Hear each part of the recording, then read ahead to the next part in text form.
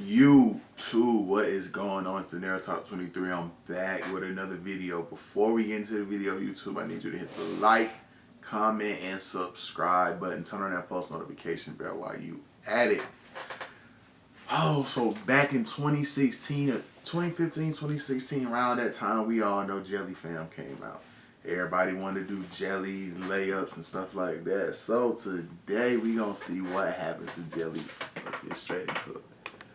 Where are they now? Every original member of the famous New York City basketball group, Jelly Fam. Jaquay James and Isaiah Washington's signature jelly layup helped spark one of the biggest movements in high school basketball. They had niggas ever. doing They helped form a group every of New damn York type of layup. groupers whose presence on social media and popularity in the city was massive. Basketball players across the globe were recreating this infamous move, and everyone wanted to get in on Jelly Fam's electric movement. Well, it has been more than 6 years since the group first blew up on social media. So in this video, I will be giving you an update on the basketball career for every single original Jelly Fam member. Before I go into detail about the 4 founders of the group, I wanted to briefly touch on the other members first. Let's start off with the only girl a part of Jelly Fam, Mimi Reed. Mimi was a 4-star super crafty guard in high school who ended up committing to Ole Miss. During her 4 years with the Rebels, she appeared in just about every single game they played, averaging 7 points, 4 assists, and 3 rebounds in her best season. After her time at Ole Miss, Mimi decided to play a final year of collegiate basketball as a grad student at St. John's, which is where she'll be at for the 2022-23 season. Next up is Leandre Washington. Leandre was a shifty 6-foot point guard who ended up committing to Robert Morris. He played 1 year at RMU, averaging 8 and 2 a game, and then spent the rest of his collegiate career at 3 different schools. He played his sophomore year at Barton Community College, where he averaged 17 points a night. He played his junior year back at the Division I level for McNeese, where he averaged 5 and 2, and then his final 2 eligible years for the LSUS Pilots, which is an NAIA school in Louisiana. Leandre graduated college this past May and is currently playing for KB Prizreni, a professional basketball club based in Kosovo. Next up is Nazrian Reed. And yes, this is the Naz Reed that is currently playing for the Minnesota Timberwolves. After high school, Naz was a one-and-done player at LSU who went on to become a key piece for the current Timberwolves team. Being from Minnesota, I can confidently say the entire city absolutely loves this guy. He's the Wolves' best guy off the bench, and I truly believe he could average 20 a night if he got the minutes of a starter. Next up is Jordan Walker, one of the most prolific scorers in college basketball currently. Jordan was a 3-star point guard who originally committed to Seton Hall. He only averaged 2 points per game with the Pirates and ended up transferring to Tulane, where he played 2 seasons. Jordan put up 13 and 4 a night in his best season with the Green Wave, which is a pretty solid stat line for a college player. But that stat line is nowhere near the 24 points per game he's averaging for UAB, which is actually the second highest points per game out of all Division I players this season. Wherever Jordan plays professionally post-college, I know he will continue to be a prolific scorer. And finally, the last non-founder in the original Jelly Fam group, Pedro Marquez. Pedro was actually the least recruited player out of the entire group and originally committed to Albertus Magnus, a Division III school in Connecticut. He averaged just 2 points per game as a freshman, but Pedro really transformed into an elite college scorer when he transferred to Old Westbury, which is a D3 college in Long Island, New York. Pedro finished his last season of collegiate basketball in 2020, averaging 19 points per game. And besides making appearances in a New York Pro-Am, we really haven't seen him play organized basketball since. But who knows, I would not be surprised to see him play professionally sometime soon. That is all for the original guys who were brought into Jelly Fam. Now let's get into the 4 players who founded the group. Starting off with the most athletic player of them all, Sidney Wilson. Sid was a 4-star, 6'7" small forward who could jump out of the gym. Looking back at his senior mixtape, you could really tell how much of a force he was in the paint. 2-handers off the drop step, mean tomahawks, catching lobs left and right. He really had a posterizer badge on Hall of Fame. Sid initially committed to St. John's, but then later decided to play his freshman season at UConn. He had a pretty underwhelming first 2 years of college with the Huskies and transferred to SIU Edwardsville for his junior season. And Sid had a significant jump in his points per game with the Cougars, going from 3 a night to 13. After this solid junior year in college, Sid went straight to the pros, playing for Hispano Americano, which is a team a part of the top-tier basketball league in Argentina. Sid averaged 6 points in 15 minutes a game during his first professional season and is now with a basketball club in Lebanon called Atlas Ferzal. Now, the LBL is by no means a top professional league, but Sid is putting up 24 and 8 a game during this current season. His stat line proves that he should be in a more competitive league overseas, and I definitely think he will get an opportunity to leave Lebanon for elsewhere after this year. The next guy I wanted to talk about is Javon Quinterly, the player who is neck and neck with Naz Reed in terms of the highest recruited guy within Jelly Fam. Javon had disgusting handles and was able to score score the ball on all three levels. He was a great passer that was not afraid to get flashy. And of course, he had a filthy jelly package. Javon received a ton of high major offers and ended up committing to Villanova. But unfortunately, Villanova just wasn't a good fit for him at all. During his freshman year, he received just 9 minutes of playing time a game and as a result averaged 3 points. So he was quick to transfer schools after this and decided to go with his second option, Alabama, which definitely was the better option for him because his role with Bama is much larger than it was at Villanova. He went from not starting once and playing just 9 minutes a game in his freshman year with the Wildcats to starting in most games and playing 25 minutes a night in his sophomore year with the Crimson Tide. This role change definitely highlighted Javon's playing ability as he averaged 13 points in a loaded SEC conference. He was even projected to be a second-round pick in the 2021 NBA Draft. The thing that really intrigued scouts about Javon was his impressive 43% shooting from 3 and his overall scoring ability from behind the arc. But Javon didn't enter his name in the 2021 Draft and returned to Bama for another season. Unfortunately, his three-point percentage dropped significantly as a junior, but he was still able to put up a solid 14 points and 4 assists a game. Javon again had a chance to enter his name in the NBA Draft, but he decided to return to Bama for a final year of college hoops. This year, Javon is receiving less minutes compared to his past 2 seasons because he is now the backup to Ohio transfer Mark Sears. While I might not be sure if Javon will end up making it to the NBA, I'm certain he can find success professionally wherever his basketball career takes him. Next up is Jaquay James. Jaquay was the 5'8" point guard who helped lead Teaneck High School to back-to-back state titles. Jaquay wasn't heavily recruited, so he ended up going the JUCO route, playing for Navarro Community College in Texas. He put up 12 points and 4 assists in his freshman season, and then transferred to Mineral Area College for his sophomore year, which was actually the last time we saw Jaquay playing collegiate basketball. Since then, we have seen Jaquay make an appearance in the Hoopsville Pro-Am in 2021, and play in a minor basketball league known as the TBL this past season. After his last game on May 29th, 2022 in the TBL, we haven't seen Jaquay play organized basketball since. After looking at his socials and doing more research online, I couldn't find anything indicating that he is going to continue with basketball. But I did find out he has put out a lot of music recently, so maybe he has taken inspiration from his uncle Jules Santana and will pursue music. That's his Finally, uncle? the player we've all been waiting for, Isaiah Washington. Isaiah was a 6'4" star point guard who was the most popular player in Jelly Fam. A guy who has one of the filthiest layup packages we have ever seen to this date. His flashy highlights and massive confidence on the court had thousands of people across the country fall in love with his game. He received a lot of major Division I offers and ended up committing to the University of Minnesota. Isaiah averaged 9 points in his first year with the Gophers, but his role with the team got much smaller in his sophomore year due to his shooting and efficiency. Minnesota was clearly a bad fit for Isaiah's final 2 years of college, so he transferred to Iona. During his junior year with the Gales, Isaiah averaged a solid 11 points and 4 assists. And to finish off his collegiate career, Isaiah decided to transfer to Long Beach State. He averaged 14, 5, and 5 in his senior year with the team, which was his best year in college by far. Isaiah ended up entering his name in the 2021 NBA Draft, but sadly a team never picked him up. Since 2021, we have seen Isaiah play professionally in multiple countries overseas. Most recently in Germany for the Fraport Skyliners in the BBL, which is the country's top-tier basketball league. Isaiah signed with the team just a few weeks ago and has already provided impact, averaging 14 points, 5 rebounds, and 3 assists. Love to see that he is finding success professionally as we speak. If you enjoyed this Where Are They Now video, make sure to check out the one we did on 7th Woods, a 14-year-old basketball prodigy who holds the crown for the most viral high school mixtape